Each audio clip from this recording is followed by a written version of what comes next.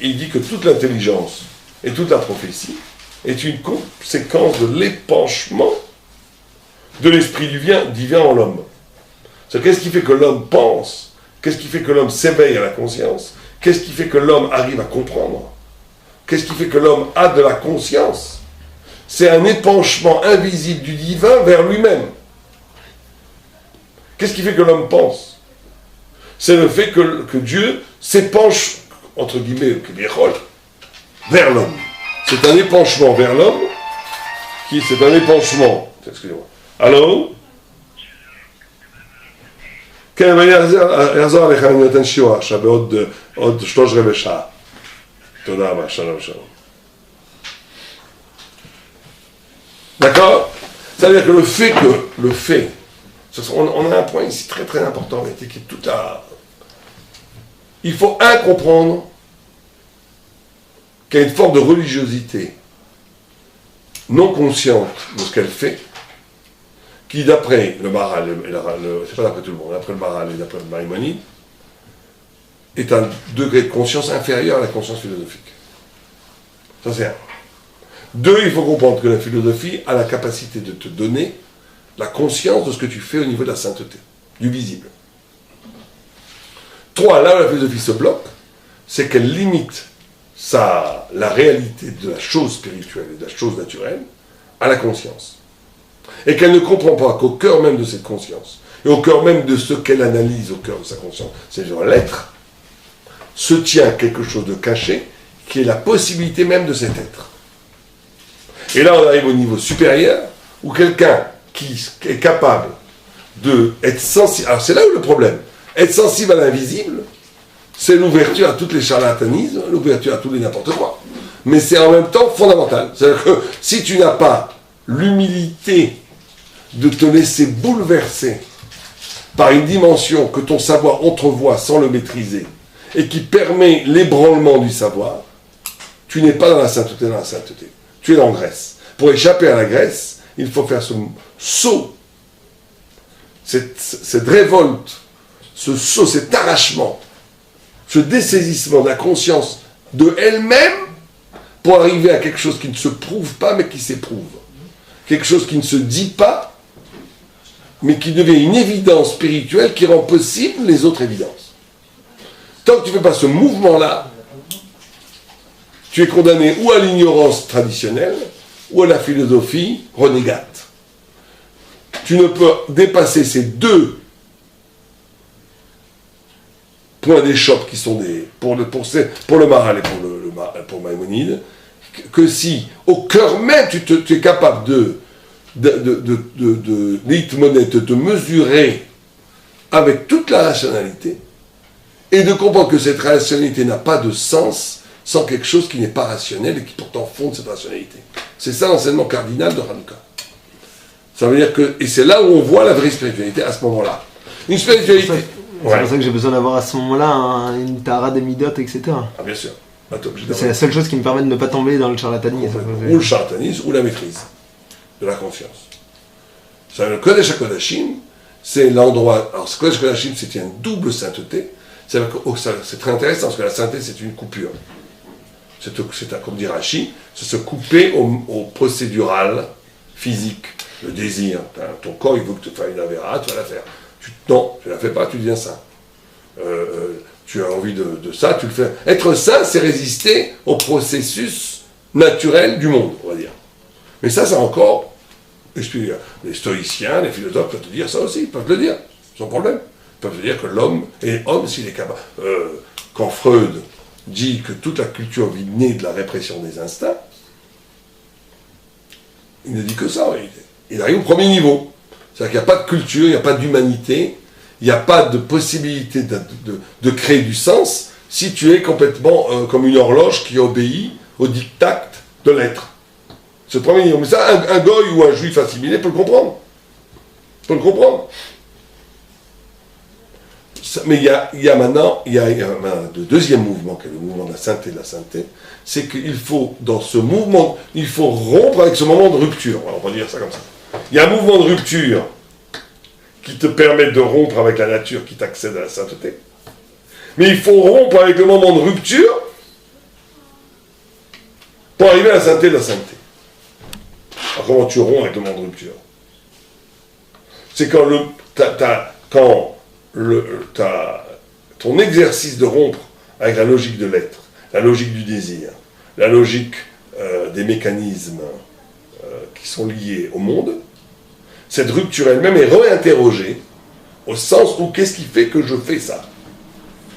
Qu'est-ce qui fait qu'un homme a la force de ne pas être un animal? Qu'est-ce qui fait qu'un homme, un homme a la force, en s'arrachant aux instincts, de créer des concepts, etc., etc. Et là, tu passes à un deuxième niveau, tu ne peux pas l'expliquer. Tu ne peux pas expliquer qu'est-ce qui fait qu'un homme est capable de ne pas être un animal. Qu'est-ce qu'il fait? Ça, c'est un don d'élection. Ça, c'est une deuxième rupture. C'est de mettre en perspective la conscience dans quelque chose qui déborde la conscience et qui est à l'origine même de la conscience. Là, quand tu fais ça, tu es en sainteté dans la sainteté, et là, la philosophie n'a plus de place. Parce qu'elle ne peut pas parler de ça. Parce que justement, c'est une non plus du concept. On n'est plus dans le concept. On est dans l'expérience spirituelle qui fonde le concept. Donc on est dans le silence. C'est pour ça que le nom de Lyon, Yud Kevavke, c'est un nom silence. C'est un nom, N-O-M, un nominatif qui est un pur silence, qui est l'apparition même de la spiritualité en essence. Ça veut dire quelque chose qui existe, mais qui ne peut pas se dire. Donc une conscience du divin, qui est conscience, mais qui est conscience dans son impossibilité d'exprimer, dans son inexprimalité. C'est ça qui fait que tu as l'éveil de l'infini dans la conscience. Tu as donc l'éveil de l'infini dans la conscience à ce moment-là. L'éveil de l'infini dans la conscience rend valable, donne du crédit à la parole. Sans cet éveil de l'infini dans la conscience, il n'y a pas de parole crédible. Il n'y a qu'une parole d'opinion, même si c'est une opinion philosophique très sophistiquée. C'est une opinion. Tu es encore dans la nature. La nature, par définition, elle a des facettes. Tu penses comme ça, je pense comme ça. Pour arriver à la vérité avec un grand V, tu dois être capable de toucher à ce qui fonde l'opinion, qui, elle, n'est plus une opinion, donc qui est la vérité en soi. C'est l'expérience pure de la vérité. C'est la révélation. Ça, c'est le Yud caché, mais il est caché parce qu'il est déjà opérant dans la nature. Et qui nous emmène vers le Parchemen, qui nous emmène au Kohen, etc. Qui nous amène au Kohen, qui nous amène à ce qui nous amène après à une modification radicale de la conscience elle-même. Parce que quand la conscience est conscience d'une origine qui n'est pas conscience, c'est pas la même conscience qu'une conscience qui se présente comme première. C'est plus la même conscience. On n'est plus dans les mêmes concepts. C'est ça qui différencie une parole de Torah d'une parole philosophique ou d'une parole scientifique. D'accord? Continuons. Mais les Karamila, chez à la Teva, pour ça que la Brit Mila, là, il passe intéressant, il passe de la conscience pure, de la sainteté, la Brit Mila, la circoncision. La circoncision, comme tout le monde le sait, se fait le 8e jour. Et qui est au-dessus de la Teva. Charé les filles à Teva, Adam Noladaren, un homme né avec un prépuce. Vézé mipneki à Teva noten. Or là, parce que la nature donne une carapace. La nature, par définition, couvre la vérité. La création, par définition, on l'a déjà expliqué 100 fois, est un voile. Elle a une facette qui est une facette de révélation. La révélation, la création elle-même révèle la présence de Dieu. Mais elle la cache. Elle le cache. מפני שכל דבר שהוא קדוש נבדל מן הטבע, שהיא גשמי החומרי, ולכן קודש הקודשים שהיא אחרי הטבע. ודבר זה רמזו החכמים במדרש, בזאת יבוא אהרון אל הקודש, בזכות המילה שנאמר, וזאת בריתי, אשר תשמרו נכנס אהרון אל הקודש. Qu'est-ce qui permet à l'homme de rentrer dans le Kodesh HaKodashim, dans la sainteté de la sainteté? Qu'est-ce qui permet à l'homme de dépasser la carapace du concept?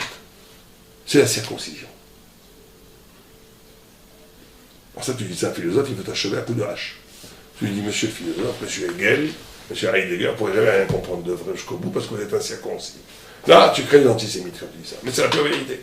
Parce que la clipa, l'écorce qu'il y a dans le lieu du désir, de la libido, dans le lieu de la sexualité, ramène toujours le désir et le concept sont intimement liés. Une fois, j'avais dit à un psychanalyste qui en était bouleversé, je l'avais dit, Irat Hashem, Reshit Chochma, Irat Hashem.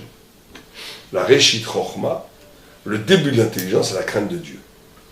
Et il m'avait répondu, cette phrase est cliniquement vraie dans l'expérience psychanalytique.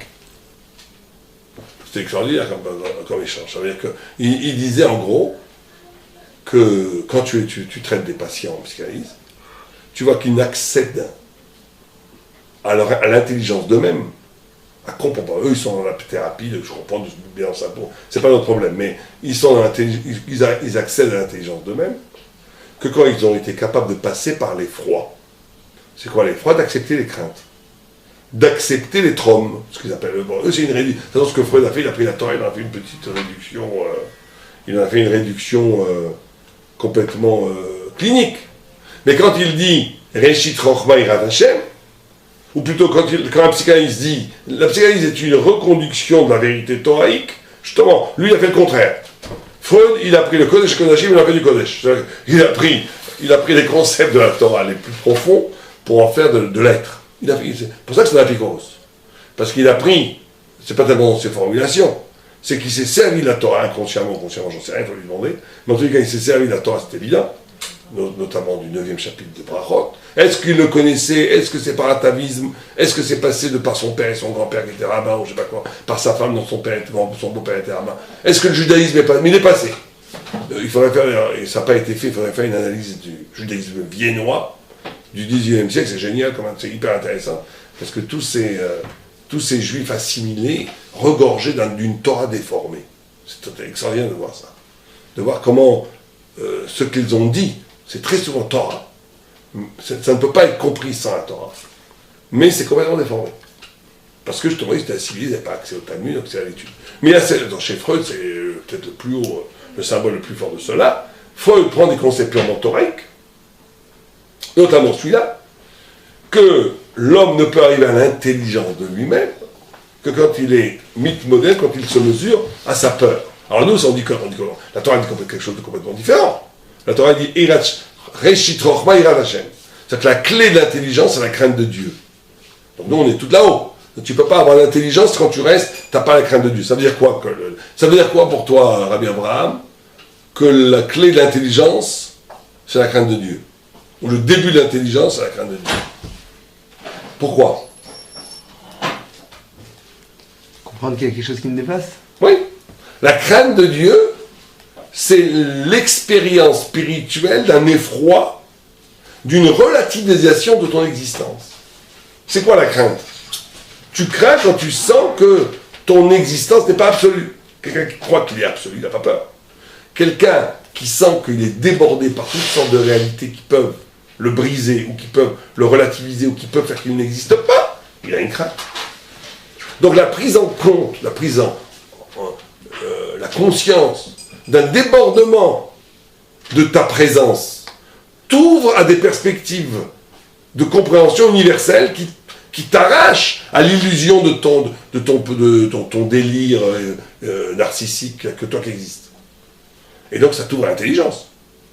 Ça, c'est ce qu'ils ont trouvé, eux, dans leur psychanalyse. Mais la Torah dit quelque chose de plus loin. Elle dit, ça c'est le début du début, que la psychanalyse, alors que c'est la fin, c'est le fin mot de la psychanalyse, ça.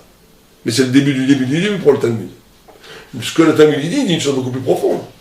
Il dit que l'intelligence ne peut prendre racine que dans une dimension qui dépasse l'être. C'est ce qu'on appelle la crainte de Dieu. Et, alors justement, ce qui est intéressant, c'est que le Maharal introduit cette notion au cœur même du désir. C'est que là où le tzaddik, quand tu parlais des midotes, parce qu'on peut très bien être un philosophe, il ne faut jamais l'oublier, dans le Talmud. C'est qu'on peut toujours, on peut être dans le Talmud, c'est-à-dire qu'on vit son désir comme un animal, on vit son désir, on satisfait ses désirs là où je peux les prendre, dans la cache-route, ça s'appelle Minouval de la Torah, le Ramban. Là où je peux prendre mon plaisir, je le prends. Je reste cachou, je mange cachou, mais je mange comme un... je ne sais pas dire quoi. Je fais le plaisir charnel comme j'en entends, etc. Et en même temps, j'étudie, je pense, je réfléchis sur le monde. Là, en réalité, tu es encore en Grèce. Là où tu vas incarner, vivre ce dépassement, cette sainteté de la sainteté, ce dépassement de la nature, c'est quand au cœur même du désir, tu vas sanctifier dans le désir lui-même, dans le désir lui-même, tu vas avoir un geste érotique, un geste du plaisir de la nourriture, tout plaisir, tu vas tout le temps le mettre en perspective de l'infini. Ça, c'est la Brit Mila. Tu enlèves l'écorce sur le prépuce, qui ouvre le désir à l'infini. Sans ça, même si tu veux conceptuellement essayer d'arriver au désir du désir, ou plutôt au sainteté de la sainteté, tu ne peux pas puisque tu es dans une expérience quotidienne où le désir a le dernier mot. Et le désir te renvoie à la naturelle, ou plutôt même, si tu veux, au premier niveau de sainteté, mais pas plus. La religiosité. Tu manges cachère, tu fais ce qu'il faut, nida, tout ce que tu veux. Bon, très bien. Mais ton expérience dans cette sainteté est complètement naturelle. Donc tu ne peux pas, après, au niveau conceptuel, arriver. C'est pour ça que tu fais, le Maharal, de façon magistrale, te fait un court-circuit extraordinaire, d'une pure conscience intellectuelle, au lieu même de la sexualité, ça veut dire du désir le plus puissant chez l'homme. Ça veut dire que ce désir le plus puissant chez l'homme ne pourra rendre compte de l'infini que s'il fait la Brit Mila, que s'il enlève la carapace du délire narcissique, ça veut dire